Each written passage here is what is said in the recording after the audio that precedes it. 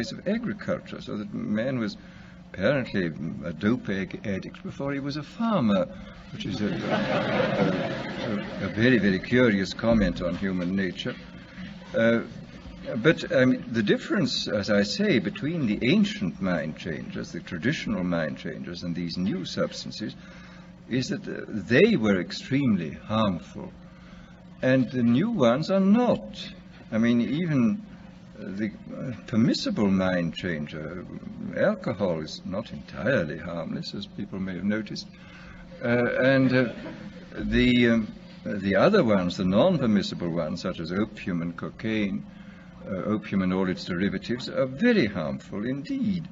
They rapidly produce addiction, and in some cases lead at an extraordinary rate to physical degeneration and death. Whereas these new substances, this is really very extraordinary, that a number of these new mind-changing substances can produce enormous revolutions within the mental side of our being, and yet do almost nothing to the physiological side. I mean, you can have an enormous revolution, for example, with LSD-25, or with the newly synthesized drug psilocybin, which is the active principle of the Mexican sacred mushroom. You can have this enormous mental revolution with no more physiological revolution than you would get from drinking 2 cocktails. And this is really a most extraordinary fact. And it is, of course, true that pharmacologists are producing a great many wonder drugs, which where the cure is almost worse than the disease. Every new edition of medical textbooks contains a longer and longer chapter on what are called iatrogenic diseases, that is to say, diseases caused by doctors. And this is quite true, that many of the wonder drugs are extremely dangerous. I mean, they can produce extraordinary effects, and in critical conditions they should certainly be used, but they should be used with the utmost caution.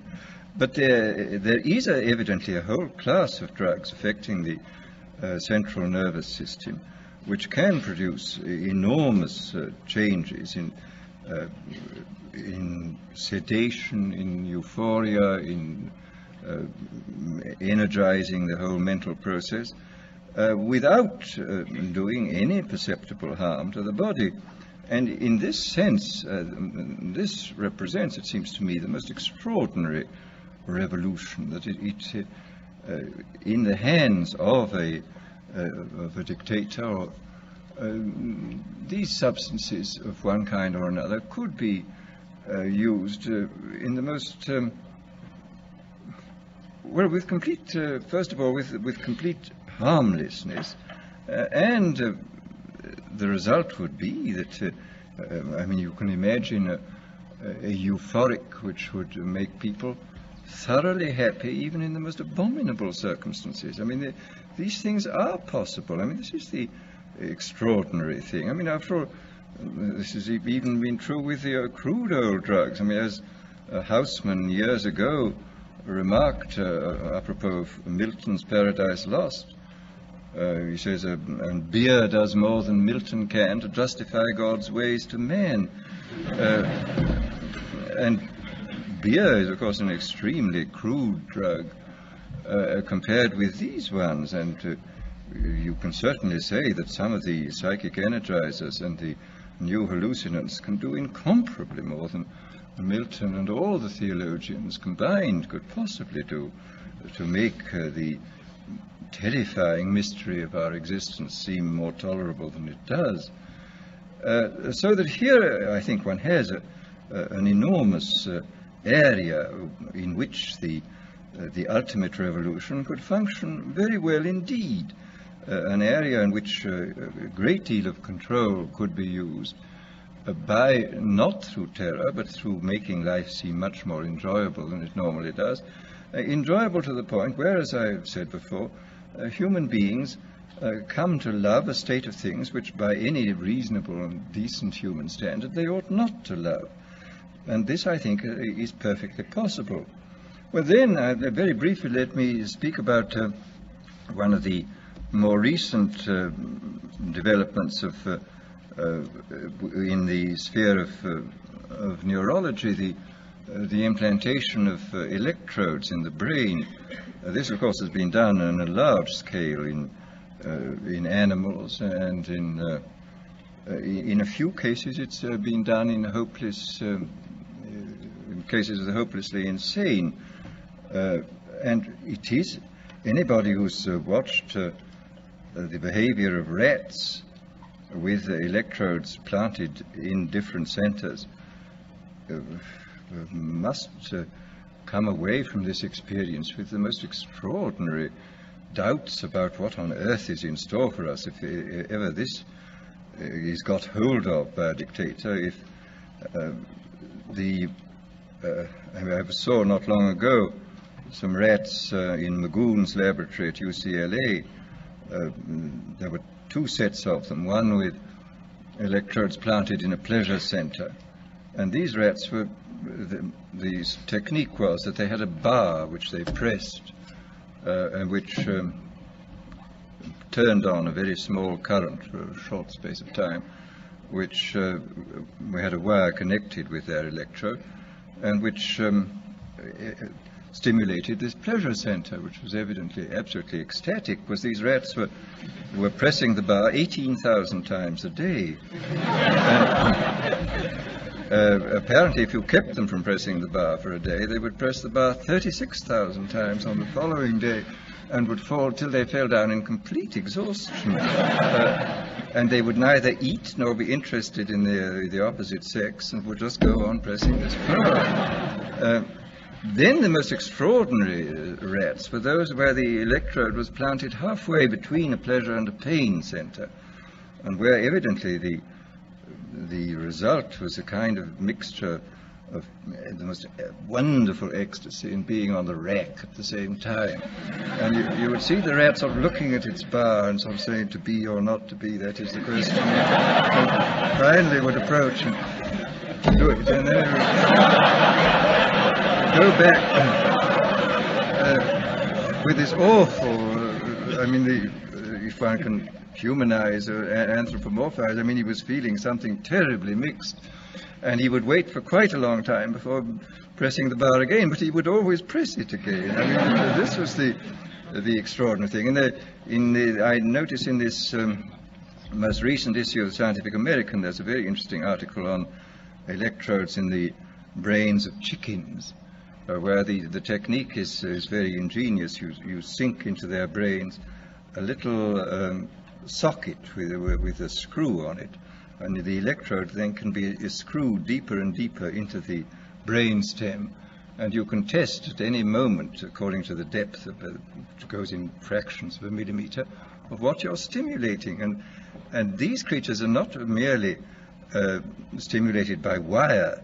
They're fitted with a miniaturized radio receiver weighing less than an ounce, which is attached to them, so that they can be communicated with at a distance. They can run about in the barnyard, and you can press the button, and this particular area of the brain to which the electrode's been screwed down to will be stimulated, and you will get these fantastic phenomena that a sleepy chicken will suddenly get up and rush about, or an active chicken will suddenly sit down and go to sleep, or a hen will suddenly start sitting as though it were hatching out an egg, or a rooster will start fighting, or will suddenly go into a state of extreme depression.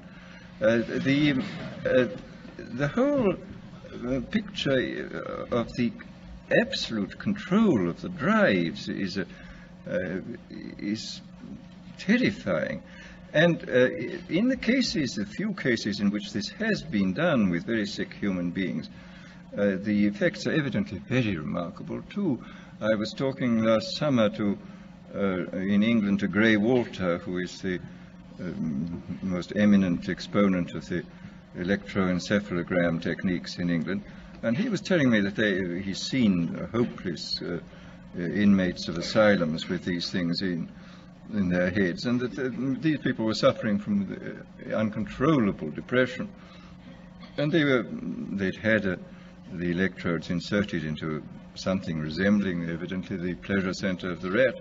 Anyhow, when they felt too bad, they just pressed a button, the battery in their pocket, and he said the result was fantastic. The mouse would go down, would suddenly turn up, and they would evidently feel, I don't know for how long at a time, very cheerful and happy.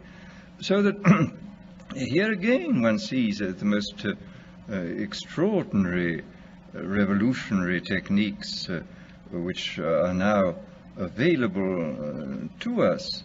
Now, I think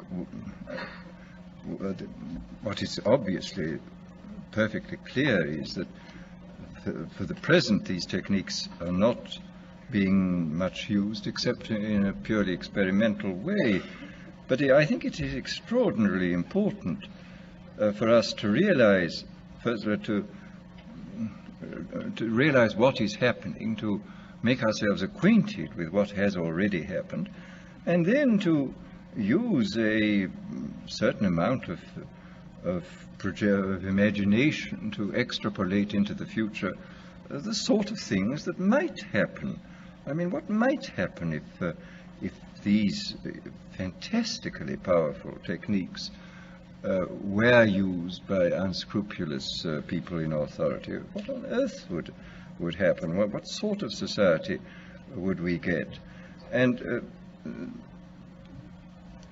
I think this is peculiarly important because as one sees in looking back over history, we have allowed in the past all those advances in technology which have profoundly changed social and individual life. We've allowed them to take us by surprise.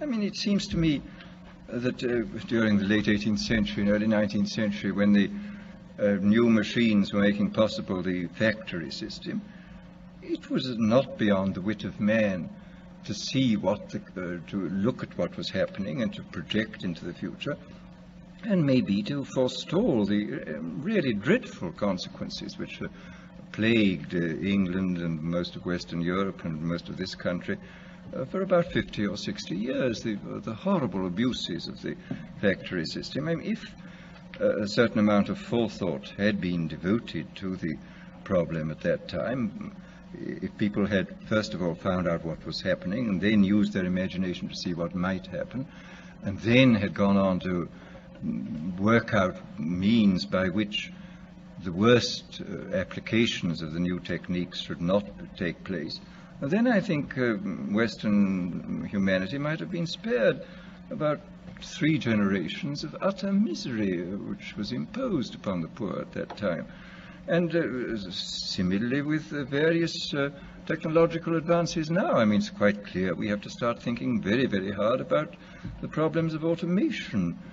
And again, I think we have to think still more profoundly about the problems which may arise in relation to these new techniques, which may contribute to this ultimate revolution. Our business is to, first of all, as I say, to be aware of what is happening, then to use our imaginations to see what might happen, how this might be abused, and then, if possible, to see that the enormous powers which we now possess, thanks to these scientific and technological advances, shall be used for the benefit of human beings and not for their ultimate degradation.